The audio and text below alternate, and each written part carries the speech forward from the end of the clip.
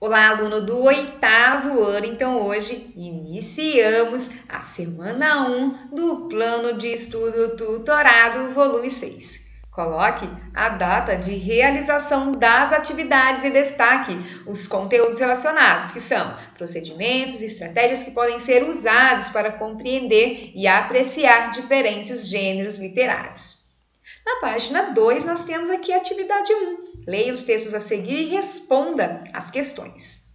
Urubus e sabiás. Tudo aconteceu numa terra distante, no tempo em que os bichos falavam. Os urubus, aves por natureza bicadas, mas sem grandes dotes para o canto, decidiram que, mesmo contra a natureza, eles haveriam de se tornar grandes cantores. E para isto fundaram escolas e importaram professores. Gargarejaram dó, ré, mi, fá.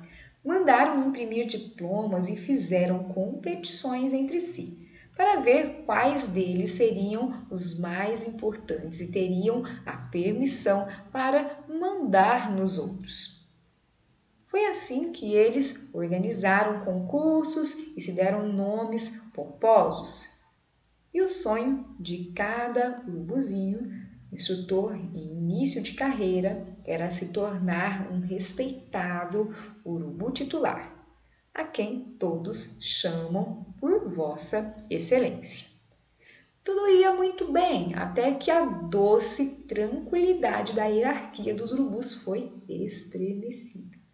A floresta foi invadida por bandos de pintacilgos, tagarelas, que brincavam com os canários e faziam serenatas com os sabiás. Os velhos urubus tortaram o umbigo. O rancor encrespou a testa e eles convocaram pintacilgos, sabiás e canários para um inquérito. Onde estão os documentos de seus concursos? E as pobres aves se olharam perplexas, porque nunca haviam imaginado que tais coisas houvessem. Não havia passado por escolas de canto, porque o canto nascera com elas. E nunca apresentaram um diploma para provar que sabiam cantar, mas cantavam simplesmente. Não, assim não pode ser. Cantar sem a titulação devida é um desrespeito à ordem. E os urubus, em uníssono, expulsaram da floresta os passarinhos que cantavam sem alvarás. Moral: em terra de urubus diplomados, não se ouve canto de sabiá. Temos então a questão número 1. O que gera o conflito no enredo? Eu fiz aqui a marcação no segundo momento aqui, que está em amarelo. Faça a leitura. Número 2. Escreva com suas palavras o desfecho do texto. Você sabe o que é um desfecho? É o final do texto. Eu fiz aqui a marcação em azul. Preste atenção. O que essa história quer trazer aí como mensagem a partir desse desfecho? Será que o diploma é muito importante para uma sociedade? Número 3. Agora, descreva com suas palavras a situação inicial do enredo. Então, nesse caso, eu fiz a marcação em rosa. Faça a leitura e escreva com suas palavras, como aqui está dizendo. Número 4. Marque um X nas características do gênero do texto lido. Então, você fará mais de uma marcação. É um texto informativo? É um texto escrito em prosa, quer dizer, possui parágrafos, por exemplo? O narrador é um narrador personagem, isto é, ele participa da história? Esse texto é uma fábula? Então pense bem, por exemplo, nós temos aqui animais como personagens e temos a moral da história, como você observou. A situação inicial envolve os urubus. Você descreveu aqui na questão número 3.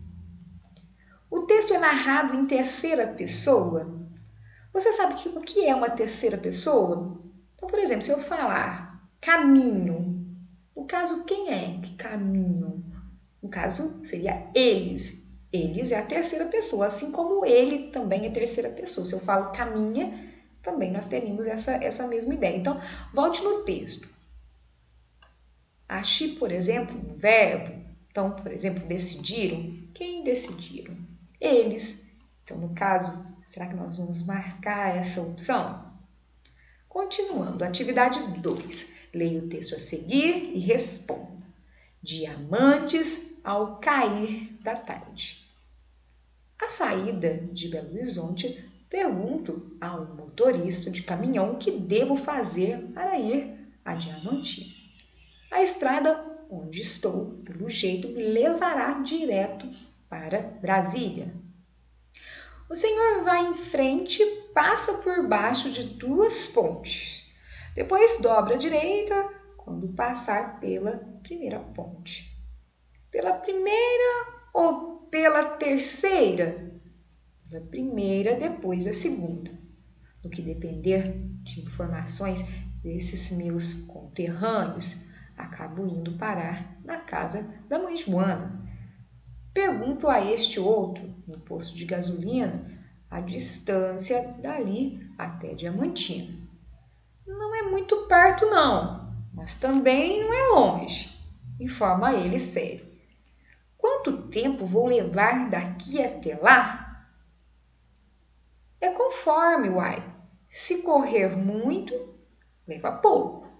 Se correr pouco, leva muito. Então, nós temos aqui a questão número 1. O conflito do texto se dá quando as pessoas não sabem informar, Joana explica melhor do que todos, o jovem não entende a informação ou o rapaz quer ir a Diamantina. Então, o conflito é o problema. Então, nós temos aqui na parte em rosa. Faça a leitura.